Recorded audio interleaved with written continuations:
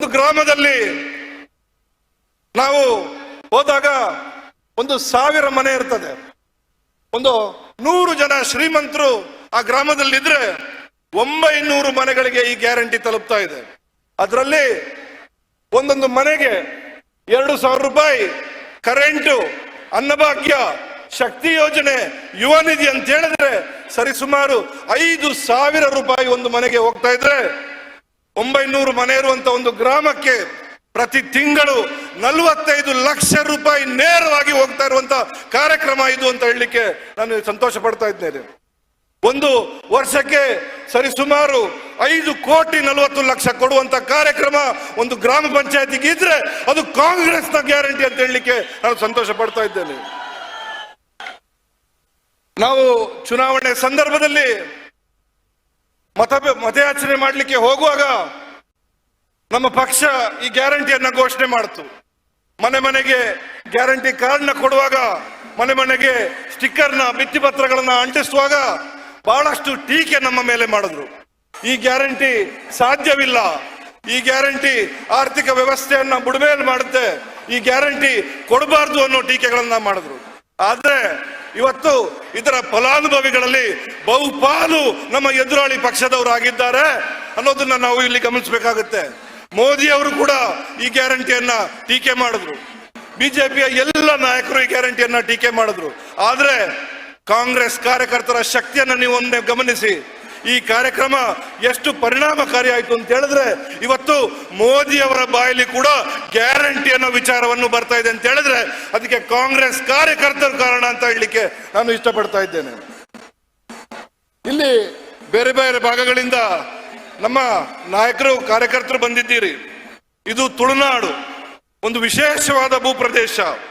ಕರ್ನಾಟಕದಲ್ಲಿ ಎಲ್ಲಾದ್ರೂ ದೇವರ ನಾಡು ಅಂತಿದ್ರೆ ಅದು ನಮ್ಮ ಹೆಮ್ಮೆಯ ತುಳುನಾಡು ಅಂತ ಹೇಳಲಿಕ್ಕೆ ನಾನು ಇಷ್ಟಪಡ್ತಾ ಇದ್ದೇನೆ.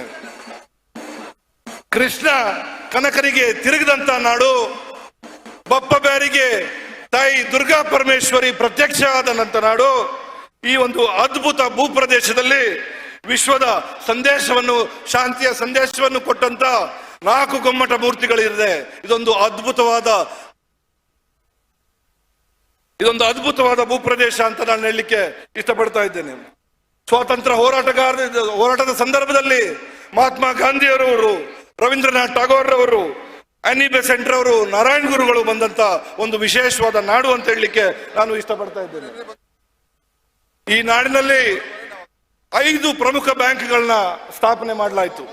ಈ ನಾಡಿನ ಜನರ ಶಕ್ತಿಯಿಂದ 5 ಬ್ಯಾಂಕ್ನ ಸ್ಥಾಪನೆ ಮಾಡಲಾಯಿತು. Syndicate bank, Karnataka bank, corporation bank, Canara bank, ಈ ರೀತಿ ಕರ್ನಾಟಕ ಬ್ಯಾಂಕ್, ಈ ರೀತಿ 5 ಬ್ಯಾಂಕ್ಗಳನ್ನ ಸ್ಥಾಪನೆ ಮಾಡಿದಂತ ನಾಡು. ಆದ್ರೆ ಇವತ್ತು ಏನಾಗಿದೆ, ಎಷ್ಟು ಉದ್ಯೋಗವನ್ನ ಈ ಬ್ಯಾಂಕ್ ಸೃಷ್ಟಿ ಮಾಡಿತ್ತು. ದೇಶದ ಯಾವ ಮೂಲೆಗೋದ್ರು ಅಲ್ಲಿ ಈ ಬ್ಯಾಂಕ್ನ ಬಗ್ಗೆ ಮಾತಾಡೋರು, ನಮ್ಮ ತುಳುನಾಡಿನವರು ಅಲ್ಲಿ ಸಿಗೋರು. ಆದ್ರೆ ಈ ಬ್ಯಾಂಕ್ಗಳನ್ನ ಇವತ್ತು ಬೇರೆ ಬೇರೆ ಬ್ಯಾಂಕ್ಗಳ ಜೊತೆ ವಿಲೀನ ಮಾಡಿ ಈ ಬ್ಯಾಂಕ್ಗಳ ಎಲ್ಲೂ ಕೂಡ ಈ ಬ್ಯಾಂಕ್ಗಳ ನಾಮೋ ನಿಶಾನ್ ಮಾಡಿರುವಂತದನ್ನ ನಾವು ನೋಡ್ತಾ ಇದ್ದೇವೆ. ಒಂದು ಭಾಗದಲ್ಲಿ ಅತಿ ಹೆಚ್ಚು ಮೆಡಿಕಲ್ ಕಾಲೇಜ್ಗಳು ಎಲ್ಲಾದ್ರೂ ಇದ್ರೆ ಅದು ದಕ್ಷಿಣ ಕನ್ನಡ ಜಿಲ್ಲೆ ಅಂತ ಬಹಳ ಹೆಮ್ಮೆ ಅಂತ ನಾನು ಹೇಳಲಿಕ್ಕೆ ಇಷ್ಟಪಡ್ತಾ ಇದ್ದೇನೆ. ಇದರಲ್ಲೂ ಕೂಡ ಒಂದು ಜಾಗತಿಕ ದಾಖಲೆಯನ್ನು ನಾವು ನಿರ್ಮಾಣ ಮಾಡಿದ್ದೇವೆ. ಒಂದು ರಸ್ತೆಯಲ್ಲಿ 5 ಮೆಡಿಕಲ್ ಕಾಲೇಜು ಇಡೀ ಪ್ರಪಂಚದಲ್ಲೇ ಎಲ್ಲಾದ್ರೂ ಇದ್ರೆ ಅದು ಕೂಡ ನಮ್ಮ ದಕ್ಷಿಣ ಕನ್ನಡ ಜಿಲ್ಲೆ ಅಂತ ನಾನು ಅತ್ಯಂತ ಹೆಮ್ಮೆಯಿಂದ ಹೇಳಲಿಕ್ಕೆ ಇಷ್ಟಪಡ್ತಾ ಇದ್ದೇನೆ. ಇದೊಂದು ವಿದ್ಯಾ ಕಾಶಿ. ಇಲ್ಲಿ 6 ಭಾಷೆಯ ಜನರಿದ್ದಾರೆ. ತುಳು ಭಾಷಿಕರಿದ್ದಾರೆ, ಕೊಂಕಣಿ ಭಾಷಿಕರಿದ್ದಾರೆ, ಬ್ಯಾರಿ ಭಾಷಿಕರಿದ್ದಾರೆ, ಅರೆ ಭಾಷೆ ಮಾತಾಡಿದ್ದಾರೆ, ಕೊರಗ ಭಾಷೆ ಮಾತಾಡೋರಿದ್ದಾರೆ. ಈ ಎಲ್ಲರೂ ಅತ್ಯಂತ ಸಾಮರಸ್ಯದಿಂದ ಇಲ್ಲಿ ಬದುಕನ್ನ ಕಂಡುಕೊಳ್ತಾ ಇದ್ದೇವೆ. ಈ ನಾಡಿನ ಪ್ರಗತಿಯಲ್ಲಿ ನಾನು ನನ್ನ ಹಣದಿಂದ ಈ ನಾಡಿನ ಪ್ರಗತಿ ಮಾಡಿದ್ದೇನೆ, ನನ್ನ ಜಾತಿಯ ಹಣದಿಂದ ಪ್ರಗತಿ ಮಾಡಿದ್ದೇನೆ, ನನ್ನ ಧರ್ಮದ ಹಣದಿಂದ ಪ್ರಗತಿ ಮಾಡಿದ್ದೇನೆ ಅಂತ ಹೇಳಲಿಕ್ಕೆ ಯಾರಿಗೂ ಕೂಡ ಸಾಧ್ಯ ಇಲ್ಲ. ಇಲ್ಲಿ ಎಲ್ಲರ ಕೊಡುಗೆ ಇದೆ.